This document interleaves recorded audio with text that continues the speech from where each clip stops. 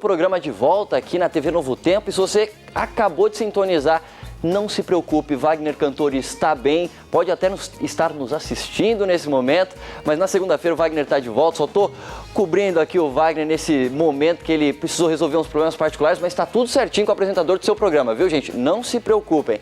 Muito bem, hoje o tema aqui no seu programa é criacionismo e ninguém melhor para falar sobre isso do que o jornalista Michelson Borges, está aqui do meu lado. Michelson, deixa eu apertar a tua mão aqui, viu?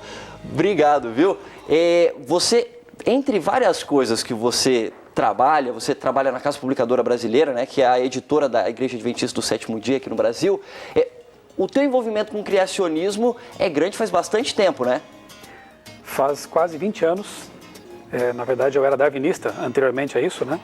E quando conheci o criacionismo, fiquei realmente impressionado com essa possibilidade de aliar boa teologia com boa ciência, que é justamente o desafio lançado hoje nas redes sociais, né? Inclusive, é uma boa. Você me lembrou da nossa enquete. Você que está em casa pode participar da nossa enquete pelo Twitter, @seuprograma, ou pelo Facebook, respondendo a nossa enquete, que é simples. Quer dizer, a resposta acho que não é tão simples, né, Michelson? Mas a pergunta é simples. É possível conciliar fé com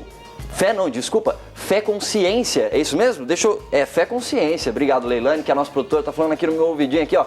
Fé com ciência. Você acha que é possível? Acha que não é possível? Você fala com a gente pelo Twitter e pelo Facebook. Deixa eu jogar a pergunta para você, Michelson, de cara, assim. É possível conciliar fé e ciência? Não só é possível, como há bons exemplos de pessoas brilhantes no passado e no presente também, que fazem essa conciliação bem, né? Eu gosto de mencionar sempre aquele de quem eu sou grande fã, Isaac Newton, um dos maiores cientistas de todos os tempos, né? Newton, ele foi, como eu disse, um grande cientista. Ele pesquisou áreas assim do conhecimento bem diversas, ótica, matemática, desenvolveu teoremas e descobriu leis que hoje impulsionaram muito a ciência, né? A partir daí. E, no entanto, o que talvez poucos saibam, né? Newton foi um grande teólogo. Eu tenho em casa um livro, acabei não trazendo aqui, mas Newton faz ali estudo sobre Daniel e Apocalipse, e é uma visão historicista, ou seja, que se aproxima muito da visão bíblica dos Adventistas do Sétimo Dia. Inclusive, né? Um livro... eu não sei se é verdade, mas eu já ouvi dizer que Newton escreveu mais sobre religião do que propriamente ciência, é isso mesmo? Provavelmente a proporção seja realmente maior, né? Porque no fim da vida, Newton se volta mais para a teologia do que necessariamente para a ciência.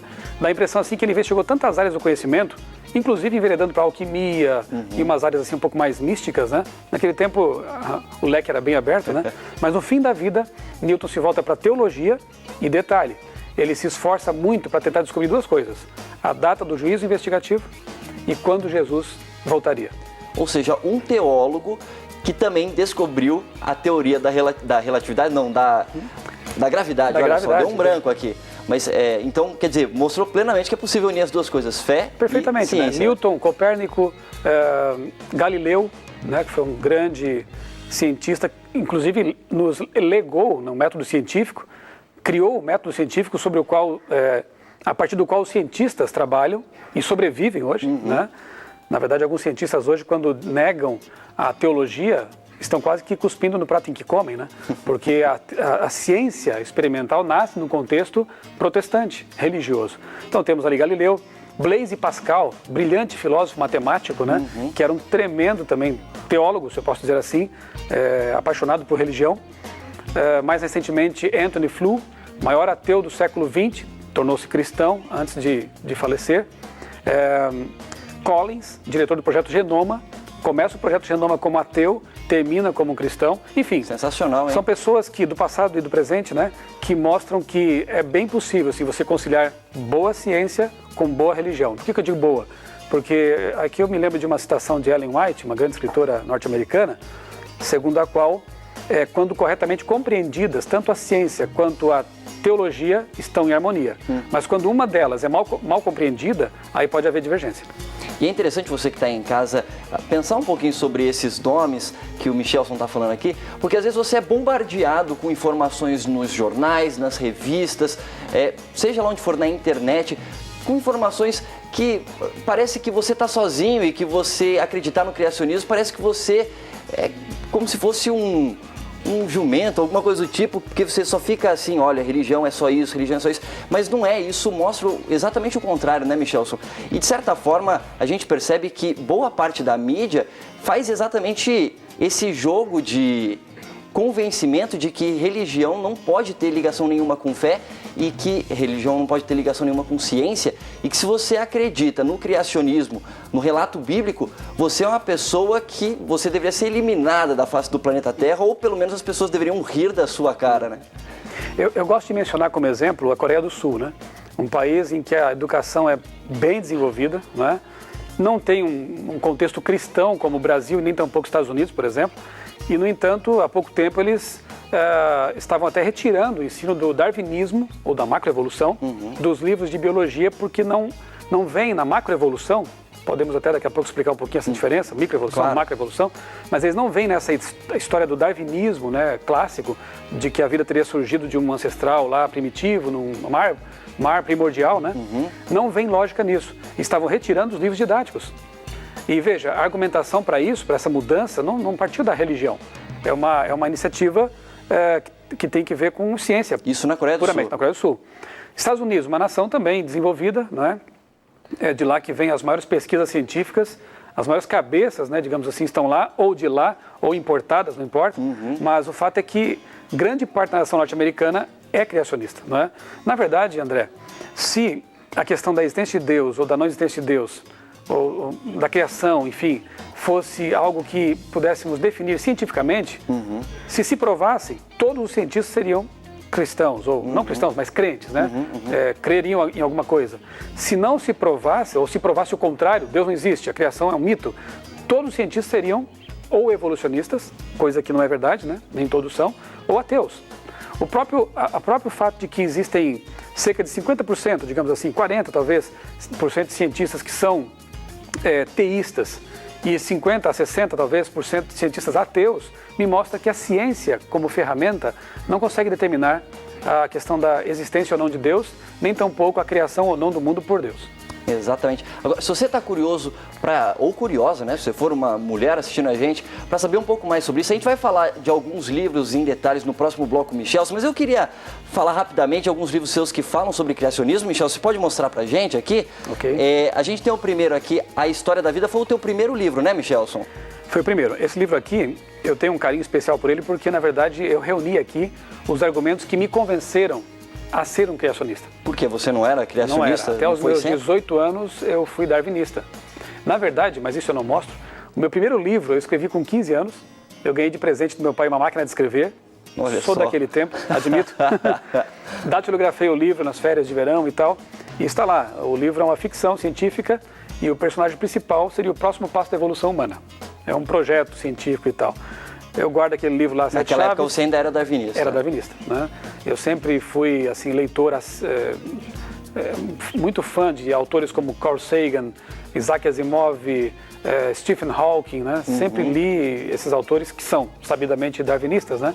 E essa foi a minha formação, escolas públicas, depois fiz um curso técnico de química e fui aprendendo e reforçando esse aprendizado de que a evolução era um fato.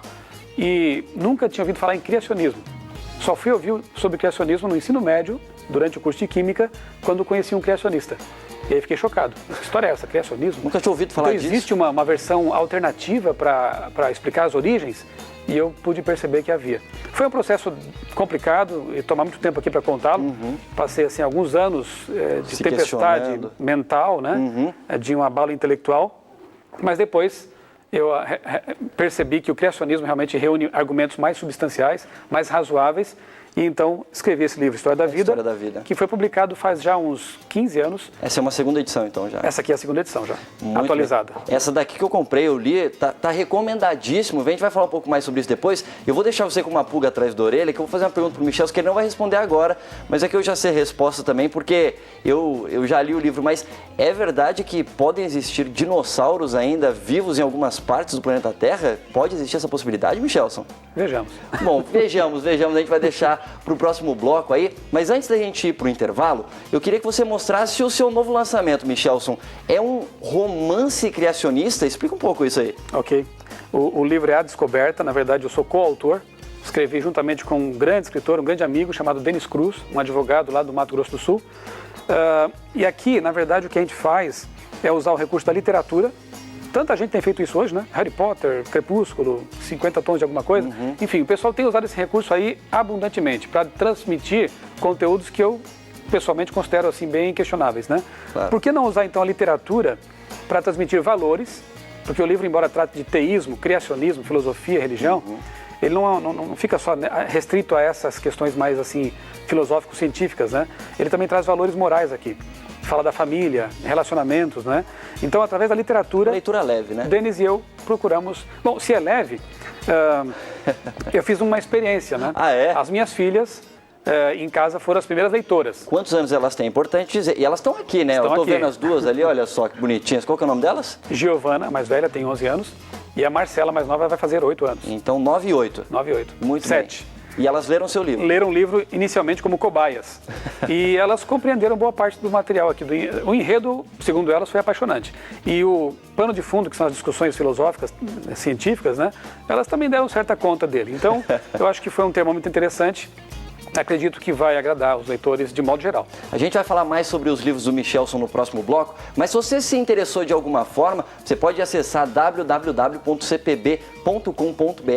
e aí você pode adquirir os livros do Michelson. Você vai ficar com mais vontade ainda de ler essa literatura, que é recomendadíssima. A gente volta a falar um pouco mais sobre isso no próximo bloco e também sobre o blog do Michelson, criacionismo.com.br. É importante você colocar .com.br, porque senão não vai para o blog do Michelson, vai para outro blog, né, Michelson? Muito bem, então. A gente vai fazer um rápido intervalo, mas antes eu vou relembrar você da nossa enquete de hoje. Eu coloco na tela aí para você. A pergunta é possível conciliar fé e criacionismo? Perdão, gente, fé e ciência. Eu tô todo confuso aqui. Fé e ciência. Você acha que é possível você relacionar essas duas coisas? Você ter fé em Deus e ao mesmo tempo crer na ciência? Bom, se você quer participar com a gente, fala pelo Twitter, @SeuPrograma, ou pelo Facebook, Seu Programa também. A gente vai fazer um rápido intervalo e voltamos com Michelson Borges, dizendo pra gente se ainda existem dinossauros por aí. Você nunca ouviu falar disso? É no próximo bloco, fique ligado.